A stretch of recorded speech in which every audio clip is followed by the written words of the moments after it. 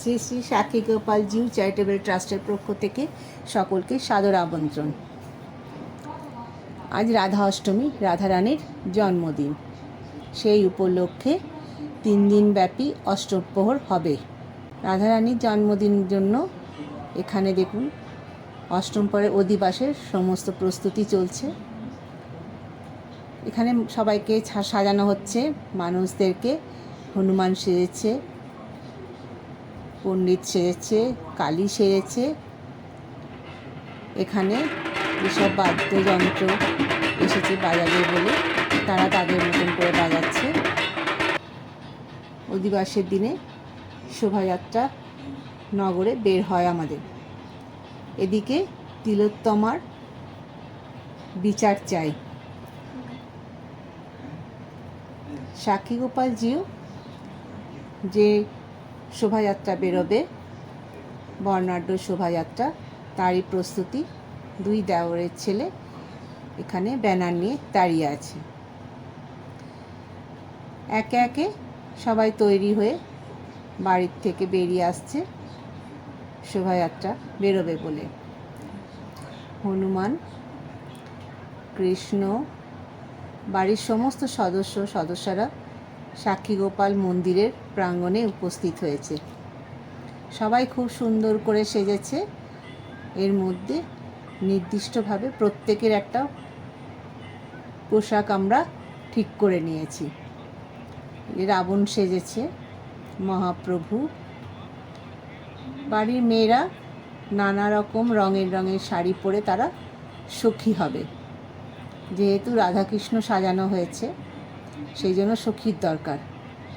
তার মধ্যে ছোট্ট 2টি গোপাল আর রাধারানী, কি সুন্দর ছোট গোপাল। মহাপ্রভুকে এইভাবে গাড়ির ওপরে সুন্দর করে সাজিয়ে তোলা হয়েছে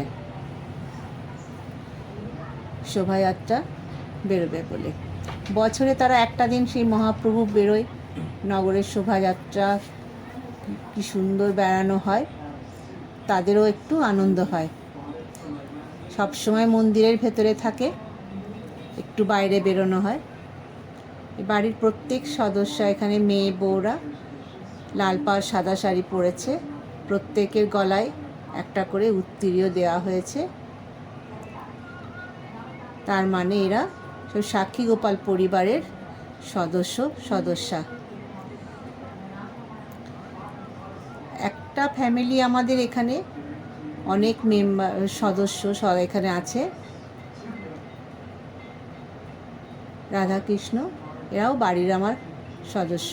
খুব সুন্দর করে সেজেছে।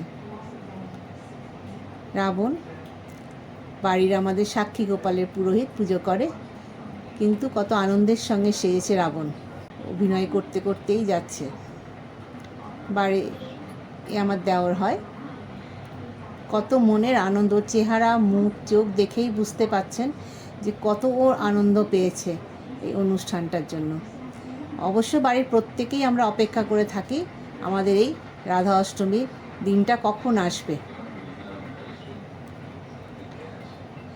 রাধা অষ্টমীর জন্য অনেক আয়োজন সারা বছর ধরে আমরা ভেবে থাকি। এই বাড়ির সবাই, এরা মেয়ে, আমাদের দেওরের মেয়েরা সব নানা রঙের শাড়ি পরেছে, কি না রাধাকৃষ্ণের সঙ্গে তারা থাকবে বলে। ওখানে বড় রাধাকৃষ্ণ দেখা গেল, এখানে ছোট্ট 2টি হেঁটে যাবে বলে ওরা ঠিক করেছে। মহাপ্রভু এখানে কীর্তন করে যাচ্ছে, তার সাথে আমরা এই আছি বাড়ির সমস্ত সদস্যরা, মেয়ে, বউ, কাকিমা, প্রত্যেকেই এখানে আছে। খুব আনন্দের সঙ্গে গল্প করতে করতে আমাদের এই শোভাযাত্রায় যাওয়া। রাবণ যেন মনে হচ্ছে পুরো শোভাযাত্রাকে পরিবেশন করে টেনে নিয়ে যাচ্ছে। এখন আমরা বিষ্ণুপুর রাজপথের ওপর দিয়ে যে রাস্তা দিয়ে যাব সেটা আপনাদের সাথে পরিচয় করিয়ে দিই। এই মুহূর্তে আমরা যাচ্ছি বিশ্বাসপাড়ার ওপর দিয়ে। সেখানেও অনেক মানুষজন অপেক্ষা করে থাকে এই শোভাযাত্রা দেখার জন্য। বিষ্ণুপুরের সাক্ষীগোপাল ঠাকুর আমাদের রাজার দেওয়া, অনেকেই জানে। আর সবাই দেখতে যায় 12 মাস আমাদের ঠাকুরের পুজো পার্বণ চলে, ঠাকুর মন্দিরে থাকে, সবাই দেখে। এখন এই মুহূর্তে আমরা যাচ্ছি চকবাজারের ওপর দিয়ে, বিষ্ণুপুরের মেন বাজার। বাজার পেরিয়ে এসে আমরা এখন দাঁড়ালাম চকবাজার বোলতলার মোড়ে। খুব পরিচিত জায়গা, এটা একটা তেমাথা জায়গা। এখানে অনেক দর্শক, এখানে দর্শকদের আবেদন, যারা সেজেছে তারা তাদের অভিনয়গুলি যেন একটু পরিবেশন করে। তাই দেখুন সব এক জায়গায় দাঁড়িয়ে তারা যে যা সেজেছে সেগুলো তারা দেখাচ্ছে। এখানকার দর্শক যারা আছে তারা তাদেরকে অনুরোধ করেছে কিছুক্ষণ এখানে দাঁড়ানোর জন্য। এইভাবে শোভাযাত্রা এগিয়ে যাচ্ছে। বাড়ির প্রত্যেকেই এই শোভাযাত্রায় নিজের মতন করে কি সুন্দর গল্প করে সঙ্গ দিয়ে দিয়ে সবাই এগিয়ে যাচ্ছে। আস্তে আস্তে এই শোভাযাত্রা বিষ্ণুপুর শহর ঘুরে বাড়ির দিকে রওনা দিচ্ছে। যেতে যেতে আমরা এখন যে জায়গায় এসে পৌঁছেছি সেটা হচ্ছে বড় কালীতলা। বড় কালীতলা, এখানে একটা বড় কালী মূর্তি আছে যার নাম বড় কালীতলা। এখানেও প্রচুর দর্শক,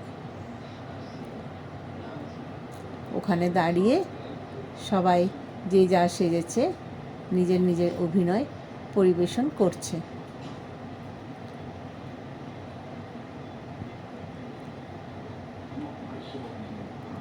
খুব সুন্দর করে দেখাচ্ছে সবাই। এই যে পুরোহিত সাক্ষীগোপাল মন্দিরে রোজ ফুল দেয়, ফুল তোলে মন্দিরের। ওরও খুব শখ ছিল যে আমি গোপালের রোজ কাজ করি যখন, আজও বেরোবো। এইভাবে সব দর্শক আছে। এই বড় কালীতলা, বড় কালী ঠাকুরের মন্দির।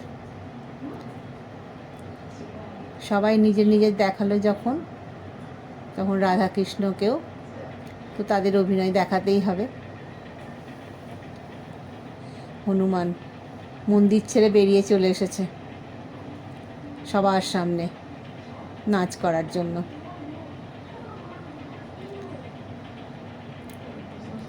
খুব মনের আনন্দে সবাই কি সুন্দর নাচ করছে দেখুন। এরা তো সব আমার বাড়ির ছেলে।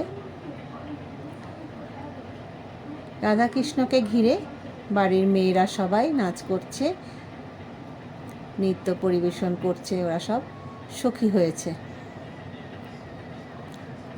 12 মাস সারা বছর ধরে তারা পড়াশোনা, স্কুল কলেজ নিয়ে ব্যস্ত থাকে, কিন্তু 3 দিন ধরে ওরা বলে দিয়েছে আমরা ছুটি কাটাবো। ব্যাস, এখন এই পর্যন্তই। প্রথম দিনের অধিবাস আমাদের সমাপ্ত হলো। পরবর্তী ব্লগে পরের দিন আসছি আমি রাধা রানীর জন্মদিন, রাধা অষ্টমীর অনুষ্ঠান নিয়ে। নমস্কার।